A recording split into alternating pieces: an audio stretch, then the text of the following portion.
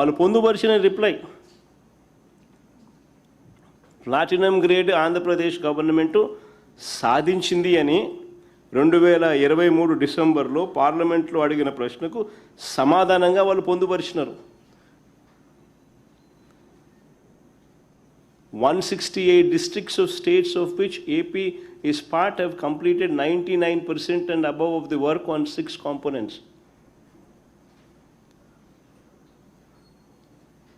As per 23-24 annual report of Ministry of Rural Development Government of India, Andhra Pradesh is amongst the states that completed more than 90% of the work with respect to the following.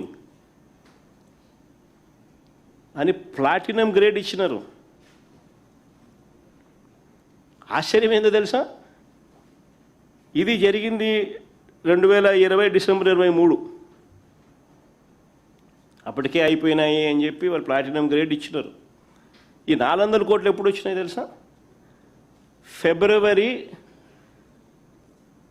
19, 2025, అంటే చంద్రబాబు నాయుడు ముఖ్యమంత్రి అయిన 6-7 నెలలకు ఫిబ్రవరి 19, 2025కి 400 కోట్లు వస్తే ఆ 400 కోట్లు చంద్రబాబు నాయుడు చేసిన గొప్ప పనికి కేంద్రం ఇచ్చింది అని చెప్పి వీళ్ళు క్రెడిట్ చోరీకి పాటుపడుతూ దానికి ఆయన కేంద్ర మంత్రి ట్వీటు, ఈయన థ్యాంక్ యూ, ఈయన మళ్ళా మాటలు, క్యూఆర్ కోడ్ ఈయన తెచ్చిన సొల్లు మాటలు,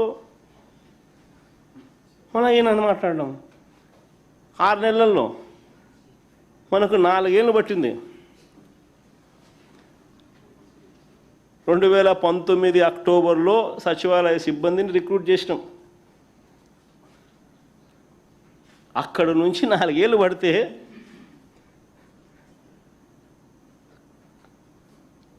ఇది అచీవ్ చేయడానికి ఈ మనిషి 6 నెలల్లో ఆ క్రెడిట్ అంతా, ఆ 4 ఏళ్ళు వాడు చేసిన క్రెడిట్ అంతా ఈయన తీసుకొని ఆయన అండము, ఈయన థ్యాంక్ యూ చెప్పడము, మన దానికి అబద్ధాలు జోడించి బ్లాక్ చేయని అంటాడు, క్యూఆర్ కోడ్ అంటాడు, మన అంటాడు, ఇవన్నీ ఏం చేసినట్టు.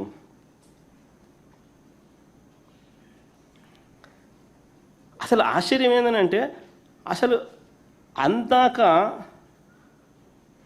నిజంగానే ఆశ్చర్యం ఎక్కడ అనిపిస్తుంది, అందాక ఆయన చేసిన ఆరోపణలు ఏం కావాలా? ఎన్నికల ముందు వరకు ఈ 400 కోట్ల క్రెడిట్ ఇలా తీసుకుంటున్నాడనంటే, ఎన్నికల ముందు వరకు వక్రీకరిస్తూ ఆయన చేసిన ఆరోపణలు, ఆయన చేసిన ప్రకటనలు ఏంటివి మరి? అంటే ఒక అబద్ధాన్ని ప్రజలకు నమ్మించడం కోసం ఈ స్థాయిలో గోబల్స్ ప్రచారం చేయడం ధర్మమేనా? ప్రజల జీవితాలతో చెలగాడలాడడం న్యాయమేనా?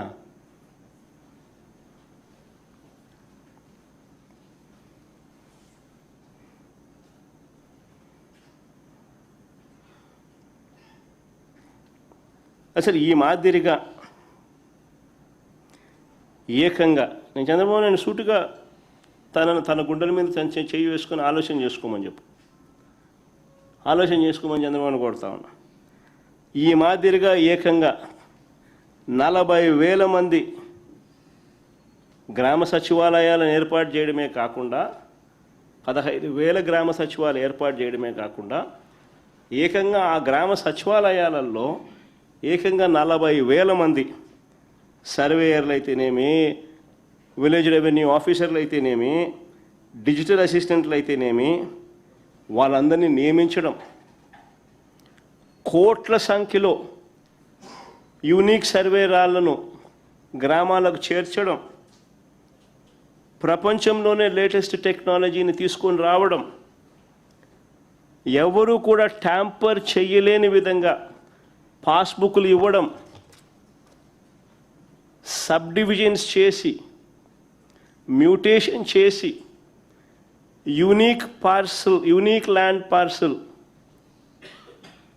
ఐడి ఇచ్చి, పాస్బుక్లో జియో ట్యాగింగ్తో ల్యాండ్ మ్యాపులు పెట్టి,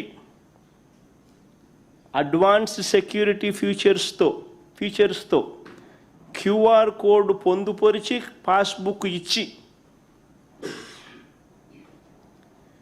ఆటోమేటిక్ మ్యూటేషను ప్రోటోకాల్లో భాగంగా ఆటోమేటిక్గా జరిగిపోయే సబ్ డివిజన్, జరిగేట్టుగా వ్యవస్థలోకి మార్పులు తీసుకొచ్చి